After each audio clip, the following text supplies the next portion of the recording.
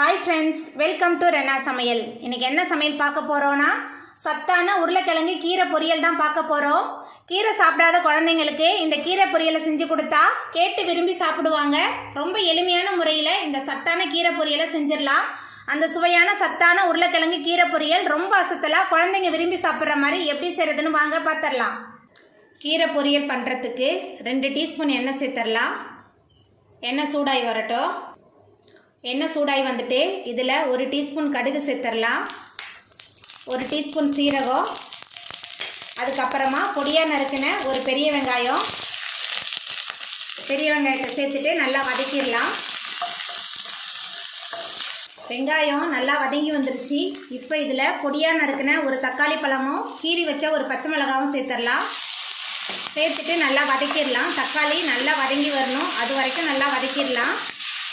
வெங்காயம், தக்காளி, பச்சை மிளகாய் 3 நல்லா வதங்கி வந்துருச்சு. இப்போ இதில் ஒரு கட்டு கீரை சேர்த்துக்கலாம். நான் முளைக்கீரை எடுத்திருக்கேன், எந்த கீரை வேணாலும் சேர்த்துடலாம். முளைக்கீரை சேர்த்துட்டு நல்லா வதக்கிடலாம். கீரை லைட்டாக வதங்கிருச்சு. இப்போ இதில் சாம்பார் தூள் 2 டேபிள் ஸ்பூன் சேர்த்துக்கலாம். அதுக்கப்புறமா கீரைக்கு தேவையான அளவுக்கு உப்பு சேர்த்துக்கலாம். சேர்த்துட்டு நல்லா கலந்து விட்டு வேக விடலாம். குழந்தைங்க ரொம்ப விரும்பி சாப்பிடுவாங்க. வித்தியாசமான சுவையில் இருக்கும் இந்த கீரை பொரியல். நம்ம வேக வச்ச கீரை நல்லா வெந்து வந்துருச்சு. இப்போ இதில் வேக வச்சு மசிச்சு வச்ச ஒரே ஒரு உருளைக்கிழங்கு சேர்த்துடலாம். உருளைக்கிழங்கு சேர்த்துட்டு இந்த கீரையோட நல்லா கலந்து வருமாறு நல்லா கலந்துக்கலாம். நம்ம வேக வச்ச கீரை, உருளைக்கிழங்கு எல்லாமே நல்லா கலந்து சூப்பராக வெந்து வந்துருச்சு பாருங்கள். இப்போ நம்ம அடுப்பை ஆஃப் பண்ணிடலாம்.